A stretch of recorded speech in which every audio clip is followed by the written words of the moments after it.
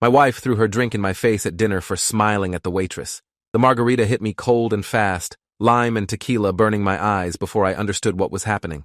Salt crystals stuck to my cheeks, and the restaurant went silent. Every table within 20 feet turned to stare at me sitting there with green liquid dripping off my chin onto my white button-down shirt. My wife stood over me holding the empty glass, her face twisted into something I didn't recognize. She said loud enough for everyone to hear, "That's what you get for flirting with other women right in front of me." I hadn't been flirting. The waitress had brought our appetizers, and I'd looked up and smiled and said, "Thank you the way you do when someone brings you food." Maybe the smile lasted 2 seconds, maybe 3.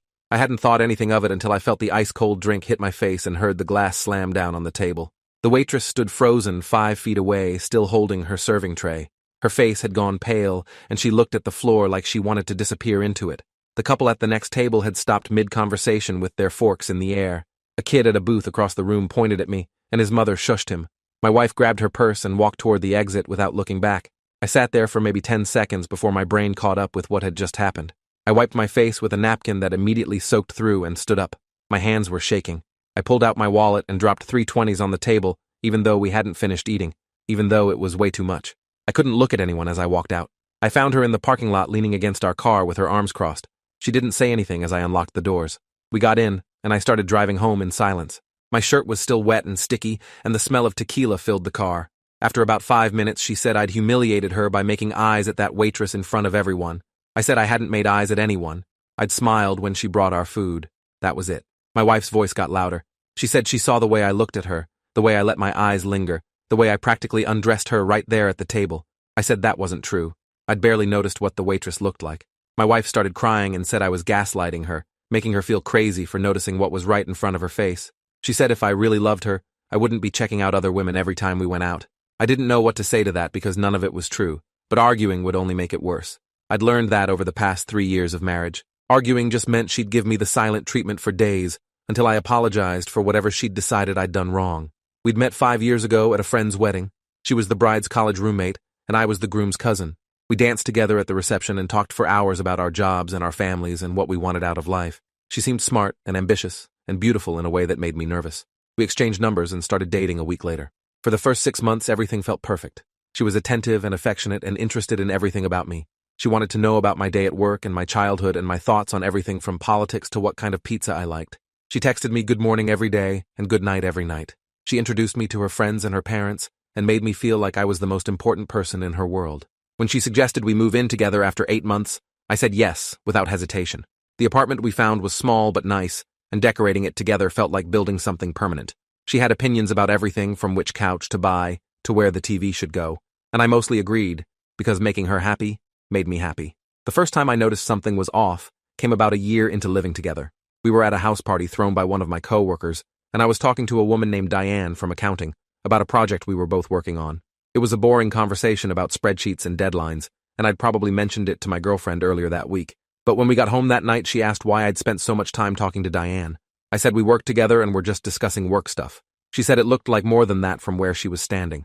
She said I'd been leaning in too close and laughing too much at Diane's jokes. I told her that wasn't true and that she was reading something into a totally innocent conversation. She went quiet for a while and then said maybe she was being silly. She apologized and we went to bed, and I thought that was the end of it. But over the next few weeks, she brought it up 3 more times in different contexts, always framing it as concern that I might not be happy with her, or that maybe I was interested in Diane instead. The second incident happened a few months later when we went to her company holiday party. I was standing by the bar waiting to order drinks when a woman I didn't know started talking to me about the catering. We made small talk for maybe 2 minutes before I got the drinks and went back to find my girlfriend. She was standing across the room watching me with this expression I couldn't quite read. When I handed her the wine, she asked who I'd been talking to. I said I didn't know, just someone making conversation while I waited at the bar. She asked what we talked about. I said nothing important, just the food and the venue. She nodded but didn't say anything else. The rest of the evening, she was quiet and distant. On the drive home, she said she felt like I was always looking for attention from other women. I said that was ridiculous. I'd just been standing at a bar and someone spoke to me. She said it wasn't about that one conversation, it was about a pattern she'd been noticing. I asked what pattern, and she listed off 3 or 4 times over the past months when I'd supposedly been too friendly with other women. Things I barely remembered, casual interactions that I'd thought nothing of at the time. I told her she was imagining things, and she started crying. She said maybe I was right, and maybe she was just insecure, and maybe she needed to work on trusting me more. I felt guilty then for making her cry and for dismissing her feelings. I apologized and told her I'd be more aware of how my actions might look to her. After that, I started monitoring myself in social situations. I'd think twice before talking to women I didn't know. I'd position myself so my girlfriend could see me at all times when we were at parties. I'd keep conversations short and professional and make sure I wasn't smiling too much or standing too close. It felt exhausting, but it seemed to help. She was happier and more relaxed, and the accusations mostly stopped. I told myself this was just part of being in a relationship, that compromise meant adjusting your behavior to make your partner feel secure. When I mentioned some of this to my friend Kevin, he said it sounded like she was being controlling, but I brushed him off. He didn't understand our dynamic, and every couple was different. What worked for him and his wife might not work for us. 6 months later, I proposed, and she said yes, and we started planning a wedding. The planning process was stressful, and she had strong opinions about every detail, but I figured that was normal. She wanted a spring wedding at a specific venue with exactly 87 guests and a color scheme of navy and gold. I wanted whatever made her happy, so I agreed to all of it. My only request was that Kevin be my best man, and she said fine, but then spent the next 3 weeks making comments about how Kevin had never liked her, and how she hoped he wouldn't make a scene at the wedding. The wedding day itself was beautiful and exhausting. Everything went according to plan, and she looked stunning, and everyone told us how perfect we were together. On our honeymoon in Hawaii, she was relaxed and affectionate in a way she hadn't been in months. We spent a week on the beach and barely argued about anything. I thought maybe getting married had settled something in her, had given her the security she needed to stop worrying about other women. But 2 weeks after we got back, she started checking my phone. I woke up one night around 3 in the morning and saw her sitting on the bathroom floor scrolling through my messages. I asked what she was doing, and she said she couldn't sleep and was just looking. I asked why she needed to look through my phone, and she said she didn't need to. She just wanted to make sure there was nothing to worry about. I said there wasn't, and asked her to stop. She said if I had nothing to hide, then why did I care if she looked? I didn't have a good answer to that, so I let it go. But after that, I noticed my phone being moved around, or the battery being more drained than it should be. She was checking it regularly when I wasn't paying attention. Then she started asking detailed questions about my female coworkers, who I ate lunch with, who I talked to in the break room, whether anyone had been flirting with me. I worked in software development, and about 30% of our office was women, so it was impossible to avoid interacting with them. I tried to keep my answers vague, but that only made her more suspicious. She started calling me during the day to check in, sometimes 3 or 4 times between 9 and 5. If I didn't answer immediately, she'd ask where I'd been and why I hadn't picked up. I explained I was in meetings or focused on work, but she said it only took 2 seconds to answer a phone. I started keeping my phone on my desk at all times and answering every call even if it interrupted what I was doing. My productivity at work started slipping because I was constantly distracted by managing her anxiety. My boss Nathaniel pulled me aside after a project deadline got missed and asked if everything was okay at home. I said yes, and that I'd do better about focus, and he said he hoped so because my work had always been solid until recently. The incident at the restaurant wasn't the first time she'd made a scene in public, but it was the worst.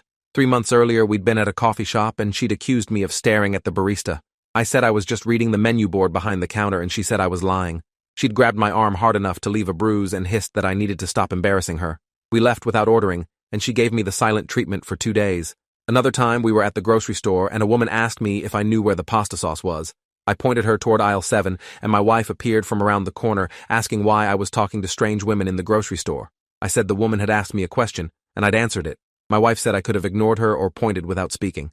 The argument continued in the car and at home, and ended with me apologizing for being inconsiderate of her feelings.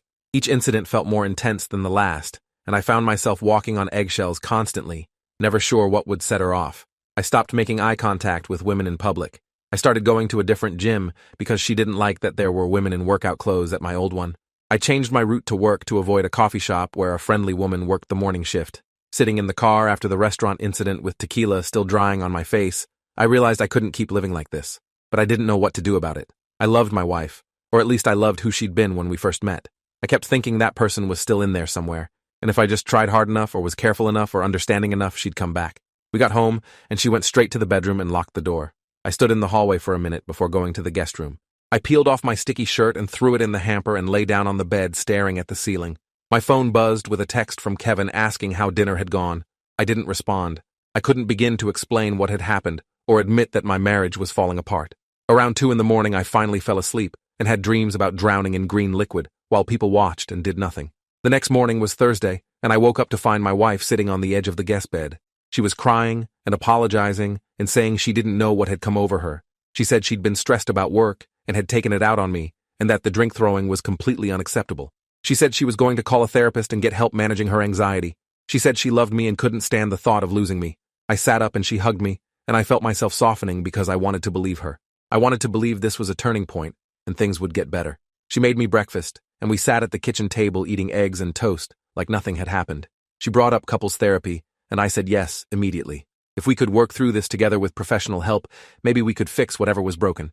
She smiled and kissed me and said she'd make the appointments.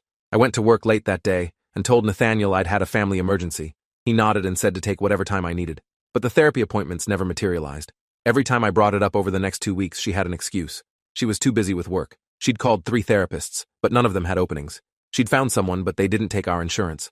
I started to realize the apology had been performative, something she'd said to smooth things over without actually intending to change anything. Meanwhile, her behavior got worse. She accused me of having an affair with Diane from accounting, even though I'd barely spoken to Diane in over a year. She showed up at my office unannounced twice in 1 week to check that I was really there. She started tracking my location through my phone and would text me if I deviated from my normal route home, asking where I was going. I felt like I was being monitored constantly, and the pressure was crushing. I couldn't think straight at work. I couldn't relax at home. I started having anxiety attacks in my car during lunch break, sitting in the parking lot trying to remember how to breathe. 3 weeks after the restaurant incident, I was working late finishing a project when my phone rang. It was my wife asking where I was. I said I was at the office and would be home in about an hour. She said I was lying and that my location showed I was somewhere else. I looked at my phone and saw that the GPS was glitching, showing me 2 blocks away from where I actually was. I tried to explain this, but she was screaming that I was with another woman and that she knew I'd been cheating on her. I said I was at my desk and could prove it by taking a photo. She hung up on me. I grabbed my stuff and drove home immediately. When I got there, she was sitting in the dark living room. I turned on the light and she looked at me with this cold expression. She said she'd been thinking about it and she wanted a divorce because she couldn't be married to someone she couldn't trust. The whiplash was so intense I couldn't process it. I'd spent 3 years walking on eggshells trying to prove my trustworthiness, and now she was ending things because I'd worked late. I asked if we could talk about this, and she said there was nothing to talk about. She wanted me out of the apartment. I packed a bag with enough clothes for a few days and drove to Kevin's house. He opened the door, took one look at my face, and let me in without asking questions. His wife Melissa made up the guest room while Kevin and I sat at their kitchen table. I told them everything that had happened over the past 3 years. The accusations, the monitoring, the public humiliation, the constant feeling of being watched and judged.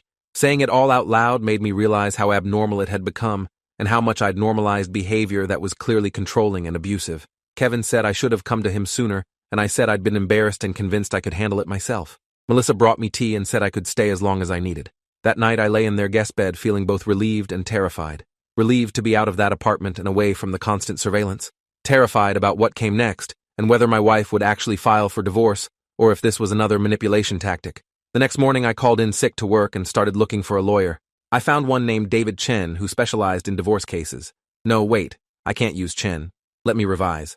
I found one named David Lawrence who specialized in divorce cases and had good reviews online. His assistant scheduled a consultation for that afternoon. I drove to his office in downtown and sat in the waiting room filling out intake forms about the length of my marriage and whether there were children or significant assets involved. When he called me back, I followed him into a conference room with a long table and certificates on the walls. David Lawrence was in his 50s with graying hair and a calm demeanor that immediately put me at ease. I told him the whole story from the beginning to the drink in my face to being kicked out of my own apartment. He listened without interrupting and took notes on a legal pad. When I finished, he asked if I had any documentation of the incidents. I said no. I didn't think to photograph or record anything. He said that was okay, but going forward, I should document everything. Every interaction, every accusation, every attempt at contact. He explained that my wife's behavior constituted emotional abuse and that I had grounds for divorce based on mental cruelty. He asked about my finances and whether we had joint accounts. I said yes. We'd combined everything when we got married. He said I needed to separate my money immediately before she drained the accounts. I felt sick thinking about it because splitting finances felt like admitting the marriage was really over. But David said it was a practical necessity to protect myself. He walked me through the next steps, which included filing for divorce, serving her with papers, and potentially getting a restraining order if she continued the harassment. I signed a retainer agreement and wrote him a check for $5,000 that made my stomach hurt. Walking out of his office, I felt both empowered and overwhelmed. Empowered because I was taking action. Overwhelmed because the process ahead looked long and expensive and emotionally draining. I sat in my car for 10 minutes before I could make myself drive back to Kevin's house. That weekend, I went to the bank and opened a new account in just my name. I transferred half of the money from our joint savings, which came out to about $9,000. It wasn't much, but it was enough to live on while I figured out my next steps. The bank representative who helped me was a woman named Gloria, who'd clearly handled these situations before. She didn't ask questions, just processed the paperwork efficiently and handed me the new account information. I also went to the apartment while my wife was at work and packed the rest of my clothes and important documents. My hands shook the whole time I was there, afraid she'd come home early and catch me. I grabbed my birth certificate, passport, social security card, and the watch my grandfather had left me. Everything else I left behind because it didn't matter compared to getting out safely. As I was leaving, I stopped in the doorway and looked back at the apartment we'd decorated together. The couch we'd argued about, the TV we'd mounted on the wall, the photos of our wedding day on the bookshelf. It felt like looking at someone else's life, a life I'd thought was mine, but had never really belonged to me. Monday morning, I went back to work and tried to focus. Nathaniel called me into his office and closed the door. He said he'd noticed I seemed distracted lately and wanted to check in. I considered lying, but I was tired of pretending everything was fine. I told him I was going through a divorce and it was affecting my concentration. He nodded and said he'd been through one himself 10 years ago and knew how difficult it was. He told me to take whatever time I needed for legal appointments and to let him know if my workload needed to be adjusted. His understanding almost made me cry. I thanked him and went back to my desk and tried to lose myself in code. Work became my escape, the one place where expectations were clear and success was measurable, and I had control over outcomes. Over the next week, I threw myself into projects and stayed late every night because going back to Kevin's guest room meant confronting the reality of my failing marriage. David filed the divorce petition on Thursday of the following week. A process server delivered the papers to my wife at her office Friday afternoon. She called me 18 times in the span of 2 hours. I didn't answer. Then the texts started. At first they were angry, calling me a coward and saying I'd blindsided her. Then they turned desperate, begging me to come home so we could talk this through. Then they became threatening, saying she'd make sure I lost everything in the divorce. Then they cycled back to apologetic, promising she'd change if I gave her another chance. I screenshot every message and forwarded them to David. He called me that evening and said the messages showed exactly the kind of unstable behavior we needed to document. He said he was going to file for a temporary restraining order based on the harassment. I felt guilty for a moment because a restraining order seemed extreme, but then I remembered the drink in my face, and the constant accusations, and the feeling of being suffocated for 3 years, and the guilt evaporated. The restraining order hearing was scheduled for the following Wednesday. I had to take time off work and drive to the courthouse downtown. David met me outside, and we went through security together. The courthouse was old with marble floors and high ceilings that made every sound echo. We found the right courtroom and sat on wooden benches in the hallway waiting for our case to be called. My wife arrived with her own lawyer, a woman named Rebecca Sterling who looked sharp and expensive in a tailored suit. My wife glanced at me once, and her expression was wounded, like I'd betrayed her by trying to protect myself. I looked away. When our case was called, we walked into the courtroom and stood before the judge. Judge Patricia Freeman was in her 60s with short gray hair and reading glasses on a chain around her neck. David presented the evidence of harassment, including screenshots of the text messages and my testimony about the pattern of controlling behavior over 3 years. Rebecca argued that I'd abandoned the marriage without warning and that my wife was just a concerned spouse trying to understand why her husband had left. The judge looked at the text messages on her computer screen for a long time. Then she asked my wife directly if she'd sent all 18 calls and the 43 text messages in the span of a few hours. My wife said yes, but that she'd been in shock and just wanted to talk. The judge said that level of contact after being served divorce papers constituted harassment regardless of intent. She granted the temporary restraining order, which prohibited my wife from contacting me directly, coming to my workplace, or coming within 500 feet of Kevin's house where I was staying. The order was effective immediately and would last for 6 months. My wife started crying, and Rebecca put a hand on her arm. The judge said a process server would deliver the restraining order paperwork within 24 hours, and that any violations would result in arrest. The whole hearing took maybe 20 minutes. Walking out of the courtroom, I felt both relieved and sad. Relieved to have legal protection. Sad that my marriage had deteriorated to the point where I needed a court order to keep my wife away from me. Kevin and Melissa insisted I stay with them as long as I needed, but I didn't want to impose forever. I started looking at apartments and found a small one-bedroom in a building about 30 minutes from work. The landlord's name was Oscar, and he seemed understanding when I explained I was going through a divorce and needed a place quickly. He ran my credit check and called my employer for verification and approved my application within 3 days. I signed a lease and moved in the following weekend. Kevin helped me move the few belongings I had which fit easily into his truck. The apartment felt empty, but it was mine. I bought a bed and basic furniture from IKEA and spent a day assembling everything while Kevin supervised and made jokes about the instructions. Melissa brought over a housewarming gift that night, a set of kitchen knives and some basic cookware. She said every new place needed good tools. I thanked them both for everything they'd done, and they said that's what friends were for. Living alone for the first time in 5 years felt strange. The apartment was quiet in a way that made me hyper-aware of every sound. I bought extra locks for the doors and windows even though my wife wasn't allowed anywhere near the building. I set up a Ring doorbell camera so I could monitor who came to my door. The first few nights I barely slept, waking up at every small noise convinced she'd found where I lived. But after a week, the fear started to subside, and I began to appreciate the peace. Nobody was checking my phone or demanding to know where I'd been, or accusing me of things I hadn't done. I could watch whatever I wanted on TV without commentary. I could go to the gym without worrying about who else was there. The freedom felt both wonderful and overwhelming because I'd forgotten what it was like to just exist without constant monitoring. My wife violated the restraining order 2 weeks after it was granted. I was leaving work one evening around 6 when I saw her car parked across the street from my office building. She was sitting in the driver's seat watching the entrance. I stopped walking and stood under the awning trying to decide what to do. Then I remembered David's advice to document everything. I took out my phone and photographed her car, including the license plate and the timestamp. Then I called the non-emergency police line and reported the violation. The dispatcher asked if I felt in immediate danger, and I said no, but that my wife was violating a restraining order by being at my workplace. She said they'd send an officer. I went back inside the building and waited in the lobby. About 15 minutes later, a police car pulled up, and an officer got out. I saw him walk over to my wife's car and talk to her through the window. She was gesturing, and I could see her crying from where I stood. After about 10 minutes, she drove away, and the officer came into the building to take my statement.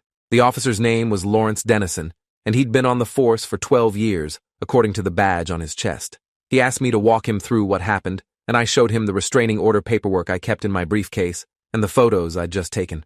He wrote everything down in a small notebook and said he'd file a report. He explained that because this was the first violation, the consequences would likely be a warning unless the judge decided to take it more seriously. He said if it happened again, I should call 911 immediately. I thanked him, and he left, and I sat in the lobby for another 30 minutes before I felt safe enough to go to my car. Driving home, I checked my mirrors constantly to make sure she wasn't following me. I took a longer route with extra turns just to be certain.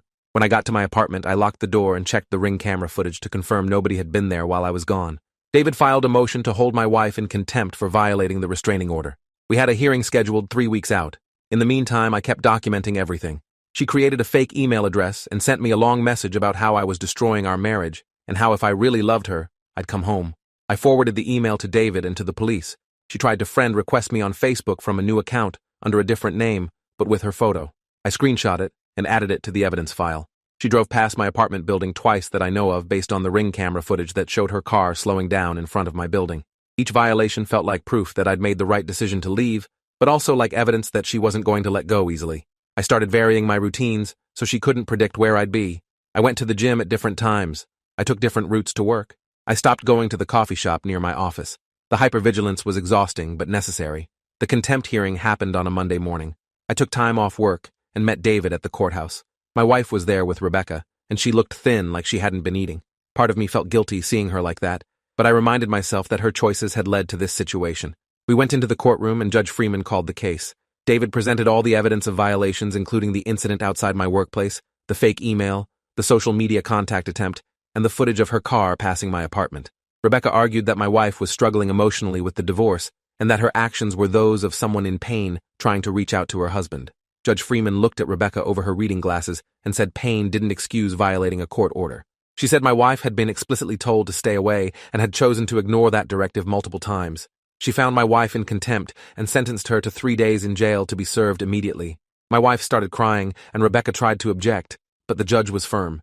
She said maybe 3 days would give my wife time to understand that court orders had consequences. Watching my wife be handcuffed and led away by a bailiff felt surreal. I'd never imagined our marriage would end with her being taken to jail because she couldn't stop trying to control me. David said this was actually good for our case because it demonstrated a clear pattern of harassment and disregard for legal boundaries. We walked out of the courthouse and I drove back to work in a daze. Nathaniel saw me come in and asked if everything was okay. I said as okay as it could be and tried to focus on work for the rest of the day. That night I had therapy with a counselor named Dr. Angela Reeves, who I'd started seeing a month ago on David's recommendation. I told her about the hearing and the jail sentence and how guilty I felt watching it happen. Dr. Reeves helped me understand that my guilt was a conditioned response from years of my wife telling me I was responsible for her emotional state. She said I needed to separate my wife's choices from my reactions. My wife had chosen to violate the restraining order multiple times. Those were her decisions and her consequences, not mine. The divorce process dragged on for months. We were supposed to go to mediation to try to settle the division of assets, but my wife refused to participate. David said that was fine, and we'd let the judge decide everything. We went through discovery where both sides had to disclose all financial information. My wife's lawyer requested extensive documentation about my spending habits and work history going back 5 years.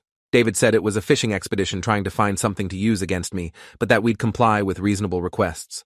I spent a weekend gathering bank statements and tax returns and organizing them into folders. Looking through the financial records from our marriage felt invasive, like I was examining the bones of something dead.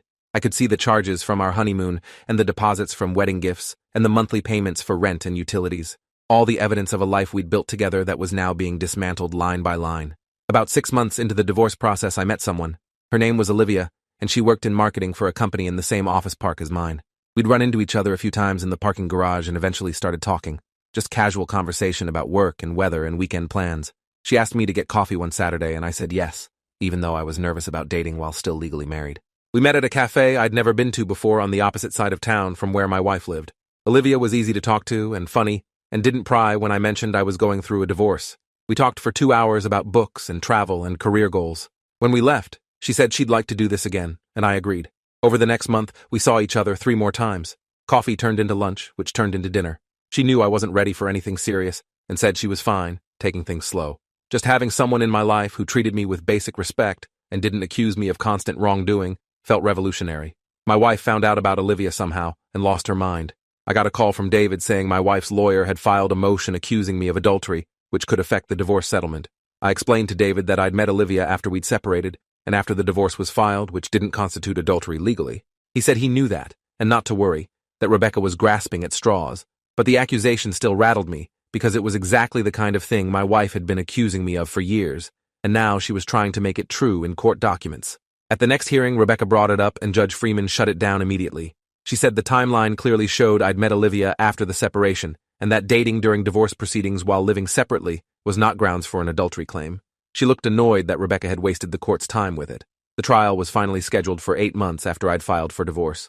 David prepared me extensively, including practice questioning and coaching on how to stay calm under pressure. He said the key was to stick to facts and not get emotional no matter what Rebecca or my wife said. The trial was held over 2 days in a courtroom with wood paneling and a seal of the state hanging behind the judge's bench. My wife and I sat at separate tables with our lawyers. She looked at me several times during the proceedings with this expression of betrayal, like I was the villain in her story. I looked straight ahead and focused on breathing. David called me to testify first and walked me through the history of our relationship, the controlling behavior, the constant accusations, the drink thrown in my face at the restaurant, the monitoring of my location and phone. He asked me to describe how it had affected my mental health and my work performance.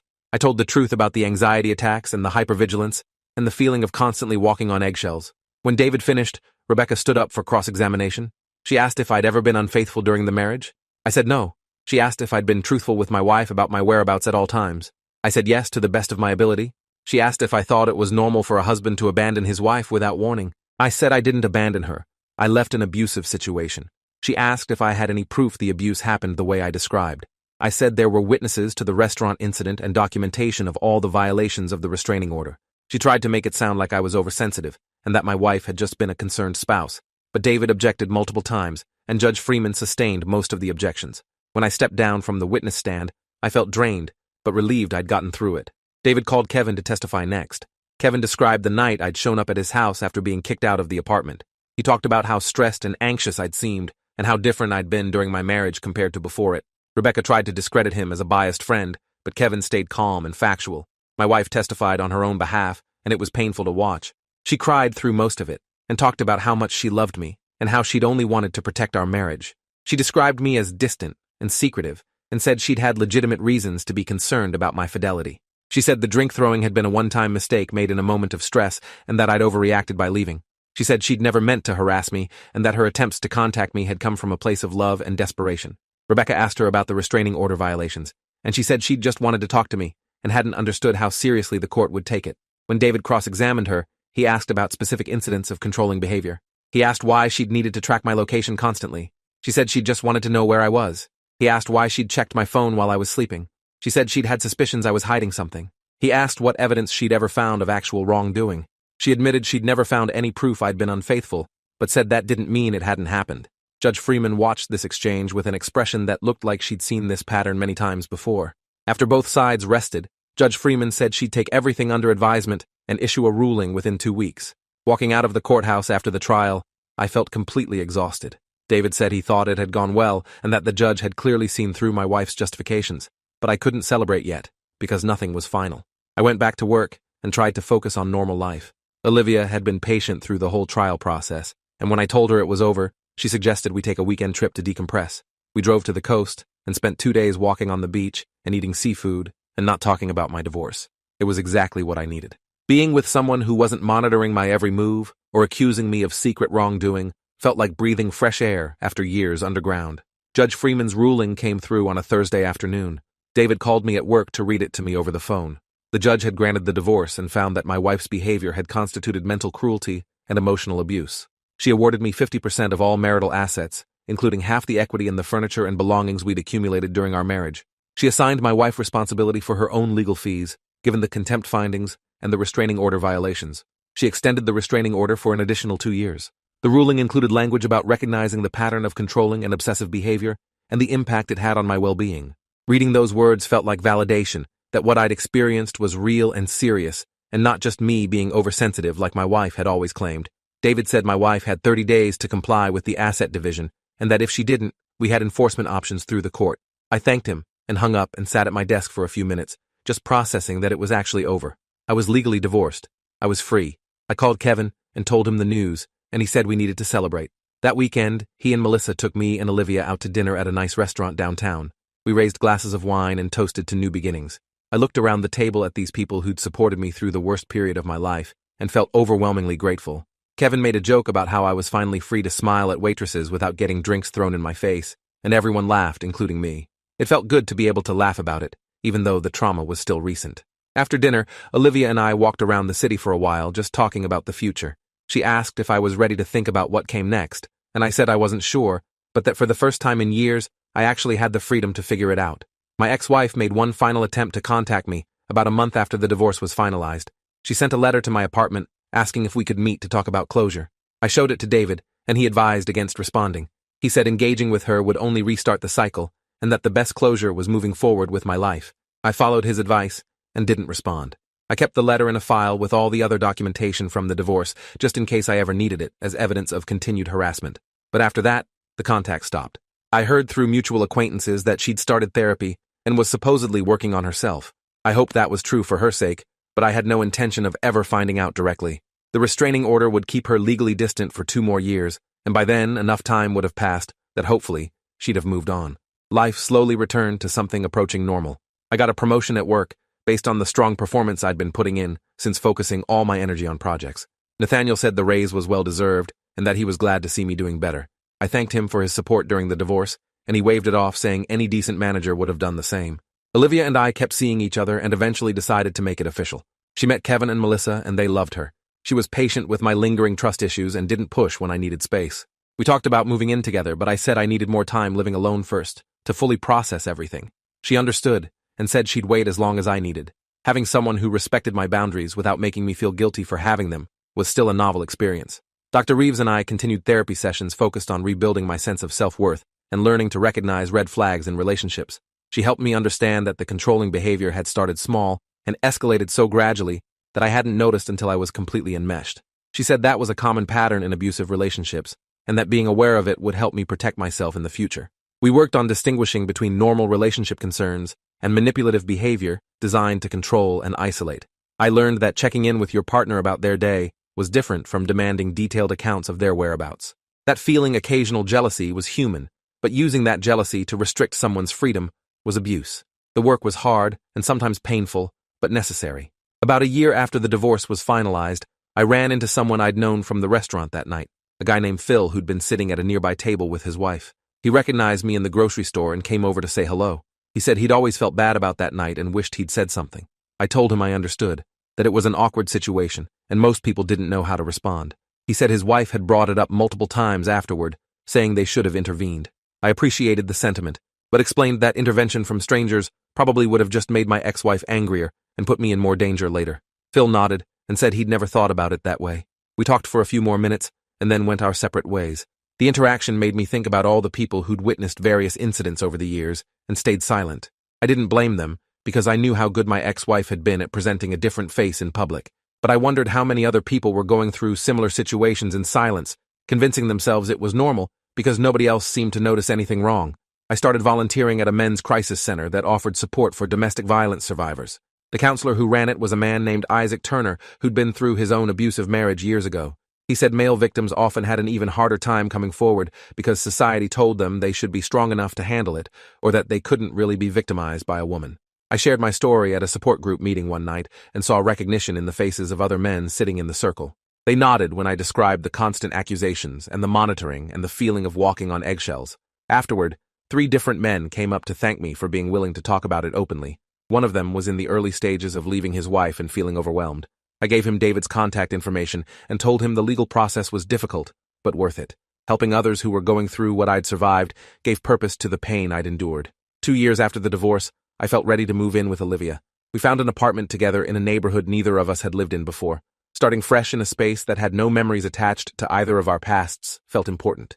We decorated it together, and this time the compromise felt natural instead of one-sided. She cared about aesthetics, and I cared about function, and we found ways to blend both preferences. The relationship felt fundamentally different from my marriage, because it was built on mutual respect instead of control. We disagreed about things sometimes, but we talked through them instead of one person dictating terms. She never checked my phone or demanded to know where I'd been, or accused me of things I hadn't done. The absence of those behaviors was still something I noticed and appreciated even years later. If you enjoyed this, you'll definitely want to see the next ones too. So subscribe now and let me know your take in the comments.